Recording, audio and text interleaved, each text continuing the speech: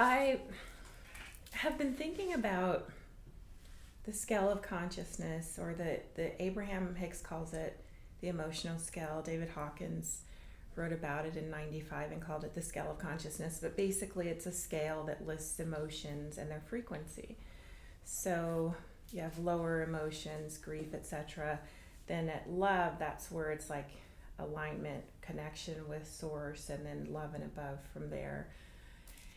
And so I have a question about, as we raise our dominant vibration, the vibration we spend more time in, as that goes higher and higher up the scale, can we still experience those emotions but just at a higher frequency?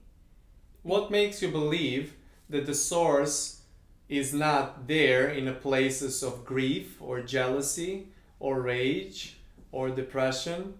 What makes you believe that you're connected to the source only in love and appreciation and that which you call higher vibrations? I guess because what I heard at some point was that the discomfort experienced is because of a disconnection with the way source. You can never be disconnected from the source, and this is what we're getting at. You can feel one with the source, or you can feel, but you're always connected. There is no cord that's being unplugged and now you plug it, and now unplug it because you feel grief, and then you plug it in because you feel love. All of those emotions are part of everything that exists, of infinite movement of frequencies, which you call, or vibrations that you call.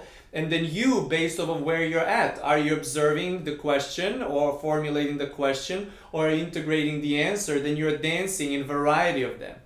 We often feel that that separation or that connection means that at any time you can be separate from what you call source or God or divine, or we call it everything that exists. And there is never separation for a moment. There is so much so no separation at all, that is the reason why I would feel any of those feelings that are not so satisfying. There is just a resonance with the nature, as our friend was saying, natural space or natural place or natural belonging to that vibration of everything that exists, but then also your movement through your physicality. It's so inevitable for you to move through.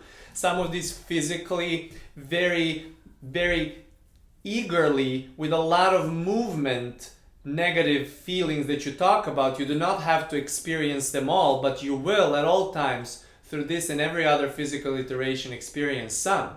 How much of it you experience is your choice, but there is never discord, there is never disconnection with that which you call source. I like that. That feels really good. Which brings me to the next component of this. Earlier today, there was a discussion of the word jealousy, and I've always had confusion. I never really understood what that meant.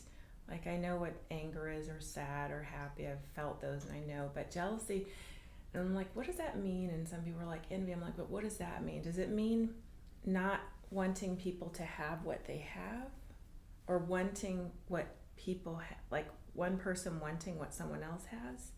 The difference in what you just described would be inspiration versus jealousy. Which was my next part of what I was going to say. We know. Wow. So, can I experience jealousy as inspiration? Because, like, I'm looking at my... You cannot experience them together at the same time, but you can experience comparison as inspiration. Or you can move into inspiration from comparison, or you can move to jealousy from comparison. Comparison is inevitable, inspiration or jealousy is choice. Yes, that was what I was thinking, because I have, I guess, jealousy as inspiration. Like, I see... You do not have jealousy as inspiration. You either have jealousy from comparison, or you have inspiration from comparison. Okay. We're repeating it again for you because you're trying to dance in between over there. Those are two completely different vibrations. Those are you experiencing the question and choosing to move into the what you called scale of negative feelings, or you experiencing observation and choosing to feel into more less resistant place and more inspiration, positive feelings. The moment of choice is going to happen at all times. It's happening at all times. It's happening now, now, now, now, now. An infinite number of cells that are within you and within others and everything that exists. These choices are constantly there, but you are making the choice. What do you see in that creation process? You're making the choice. What is dominant within you? Are you 75% feeling of that fullness, or are you 75% feeling not so great? You can never feel, and we have not said it like this fully. We started with the first part. You can have this and gave you that specific number of 75% for particular reason of you having a measurement of what that feeling of perfection is, but you can also have only up to 75% of not feeling great, on feeling what you call discord or discomfort. You can never have 100% discomfort, as well as you can never have 100% comfort moment by moment by moment, because you're constantly dancing, creating, seeing creation, creating, seeing creation, creating, seeing creation at all times. So as you create those typic points to work for you, that is when you dominantly feel like you're on that part of the scale. But that doesn't mean you never dip into this part of the scale. You just don't stay there for longer than up to 25% or more based off of where you're at. This is good. This is good. So comparison, I get inspiration, and I do that all the time. Also, there's another thing I get from comparison, which is sometimes it's just celebration. It's never celebration. Comparison on its own, at the moment of comparing, is never celebration. It is the moment of understanding desire, and then you choose to move into celebration, or to inspiration, or to appreciation, or to fear, or to discomfort, or to jealousy. But the moment of that moment, inevitable moment of comparison that you have, is never feeling satisfied to that extent, because you're observing variety and something is shaking up what you're having. How long you stay there determines the steadiness of everything that exists within you, and how long you stay there determines, are you pushing yourself more from the dock and then coming back, or you pushed enough where you could see and then come back into that which you call place of integration or seeing the answer.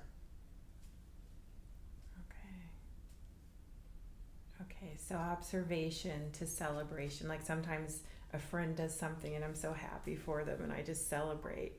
It's not something I want. It's amazing. It's just, I just observation to inspiration, observation to celebration, observation to discomfort, observation to love, observation to not so much comfort, observation to even not so much comfort into the jealousy, observation back into slight discomfort, observation back into more jealousy, observation back into discomfort, observation into comfort, observation into love, observation into appreciation. You see, it's never just love, love, love, appreciation, appreciation, appreciation. It's never fear, fear, fear. It's never jealousy, jealousy, jealousy. It's always dance, dance, dance, dance, dance. And then you choose. And then at all times you get to choose. What a fun experience that is to have. Yes, it is. It's so much fun. Excellent, excellent conversation.